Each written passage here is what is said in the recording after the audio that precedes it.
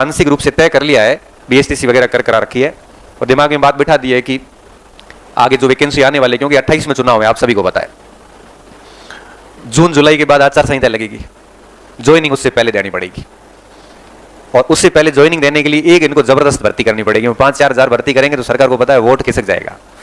चुनाव के आखिर साल में हमेशा 30-35 हजार की वैकेंसी निकली है, आज दिन तक का ट्रैक रिकॉर्ड है, क्योंकि मैं 2008 से ये देख रहा हूं। चुनावी साल में सरकार कभी ऐसी गलती नहीं करती 5-4 हजार की, और मैं आपको आज ही लिख के दे सकता हूं कि वैकेंसी ढंग की आएगी। अब 28 में ज्वाइनिंग रहनी, मैं सिर्फ ज्वाइनिंग का सोच रहा हूं, अब आपके कब आएगी कैसे आएगी ये आप देख लेना अपने हिसाब से। मेरा दिमाग सिर्फ वहां पे है, कहां पे, ज्वाइनिंग पे है। अब ज्वाइनिंग देंगे तो परीक्षा भी करानी पड़ेगी, और परीक्षा करानी है तो फॉर्म भी लेने पड़ेंगे, और फॉर्म लेने हैं तो विज्ञापन जारी करना पड़ेगा, प्रोसेस तो करनी पड़ेगी ना। तो आप प्रोसेस के बारे में क्यों सोचे, सीधा परिणाम देखो ना कि ज्वाइनिंग कब करवाएंगे। ये ज्वाइनिंग करवाएंगे चुनावी साल में, ये आज तक यही होता है यार, आगे भी यही होगा। ये ऑन रिकॉर्ड बोल रहा हूं, ये सारा रिकॉर्ड होता है, यूट्यूब पे डालूंगा और भले आप रख लेना कट करके सर की गए सुना दे पड़े। आज मैं कई महीना पहला बोलियो तो मैं 10 कट ऑफ रहे थारे एल बन रही है, मैं रिजल्ट आने वाला है, देख लिया थारे कितनी गिरे ऊपर जावा है, पूरे आसपास ही है, ज्यादा ऊपर नीचे को है क्यों, अनुभव है, पता चल जाता है कैसा क्या कुछ होने वाला है। तो ये 28 के अंदर ज्वाइनिंग देंगे तो आप पता है कि परीक्षा वगैरह तो होगी, वो 27 में होगी, और 27 में एग्जाम्स करवाएंगे तो तय बात है कि प्रोसेस वगैरह भी 27 में शुरू करेंगे। तो अब आप इस बात को लेकर तो निश्चिंत है कि भर्ती तो आएगी। अभी भी किसी को लगता है कि वैकेंसी नहीं आएगी, किसी को लग रहा है ऐसा, नहीं लग रहा है, तो हम ध्यान है कि भर्ती आ है तो पढ़ो क्या को अब आपके पास कोई ये तो बहाना नहीं है ना नहीं पढ़ने का कि वैकेंसी नहीं है, ये बात तो क्लियर होगी। मतलब जब भर्ती आनी तय है, ज्वाइनिंग तय है, तो अब आप पढ़ लोगे ना, पढ़ोगे ना।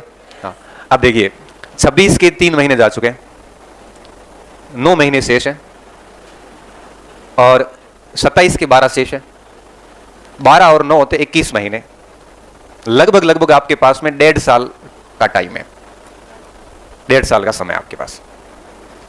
और मैं आपको बहुत विश्वास के साथ कह सकता हूं, क्योंकि ये मैंने सारी चीजें करके देखी, इसलिए मैं बोल रहा हूं। सेकेंड ग्रेड ही बड़ा सारी भर्तियां पास की है, नहीं तो मैं नहीं बोल पाता, नहीं तो मेरे को भी लगता पता नहीं कैसे नौकरी लगती होंगी, क्योंकि ये सब चीजें करी है, पास भी करी है, कितना टाइम लगता है, पास करते हुए बच्चों को देखा है, रिजल्ट निकालते हुए स्टूडेंट को भी देखा है, पहली रैंक से लेकर लास्ट रैंक तक। तो मुझे अंदाजा है, उस बेस पे मैं कह रहा हूं कि 1.5 साल का टाइम है। और कोई एक विद्यार्थी कैसा भी हो, सामान्य हो चाहे अपने आप को कमजोर मानता हो, ब्रिलियंट हो, जैसा भी हो, 1.5 साल इतना समय होता है कि वो अपने पहले प्रयास को आखिरी प्रयास बनाने की हिम्मत रखता है। बस शर्त यह है कि उसको अंदर से लगना चाहिए कि 1.5 साल में मैंने एक दिन भी फालतू खराब नहीं किया है, ये आना होना चाहिए। ऐसे नहीं हो कि आप ऐसे तो 1.5 साल कई जाते हैं कई, लेकिन अंदर से ये लगे ना कि मैंने टाइम बिल्कुल खराब नहीं किया, अपना बेस्ट दिया है, तो मैं आपको लिख के दे सकता हूं उस काम पे कि आप 1.5 साल के भीतर रिजल्ट निकाल लेंगे, भले आप 0 से शुरू कर रहे हैं। ये पर्याप्त अवधि होती है, पर्याप्त अवधि एक चयन के लिए, अध्यापक भर्ती के चयन के लिए 18 महीने पर्याप्त अवधि होती है। मैं कहता हूं साल भर में तो आदमी लेक्चर बन जाता है, और बने हैं। मैं कई बच्चे इस बार अभी हिस्ट्री का इतिहास के रिजल्ट आए हैं, मेरे से मिलने आ रहे हैं, मैं उनको पूछ रहा हूं कितना टाइम लगा, तो कह रहा साल भर लगा, कोई कह रहा सर 8-10 महीने में कर लिया था, किसी ने कहा सर 1.5 साल लगा, बट कर रहे हैं। कोई पृष्ठभूमि बड़ी जबरदस्त नहीं है। तो इस अनुभव के बाद जो पहली बात मेरे दिमाग में गहरी बैठी हुई है वो ये कि अगर आप 2-2.5 साल बढ़िया मेहनत करते हैं तो नौकरी लग जाएगी। अब आप अगर ये कर पाते हैं तभी मैं कह रहा हूं कि क्लास ज्वाइन करो, तो कम से कम ये श्योर हो जाना कि मैं ये कर पाऊंगा। 1.5-2 साल जैसा हम कहते हैं वैसे आप चल पाओगे, कहते हैं ना गुरुजनों के बताए हुए रास्ते पे चलना चाहिए। ये केवल लिखने की बात और सुनने की बात थोड़ी है, ये करने की बात है।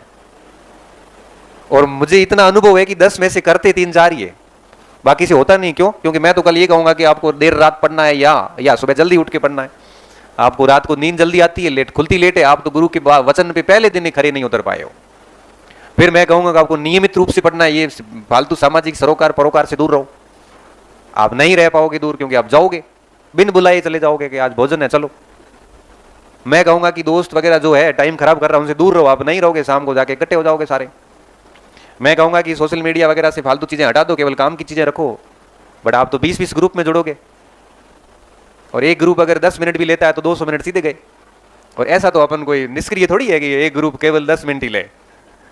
हम 15 मिनट तो देंगे ही उस ग्रुप को कम से कम दिन भर में। ये 300 मिनट गए, मतलब कितने, 5 घंटे गए। मैं तो ये कहूंगा कि इनको हटाओ पहले दिन, आप नहीं हटाओगे मुझे पता है। मैं ये कहूंगा कि 7-8 घंटे कोचिंग होती है, 3-4 घंटे घर जाके पढ़ो। आप नहीं पढ़ोगे मुझे ये भी पता है। जब आप ये नहीं करोगे तो नौकरी क्या हम लागे कौन? ऐसे थोड़ी है कि घर जाओ, आपको नॉर्मल काम किया और आपको सीधा अपॉइंटमेंट लेटर दे।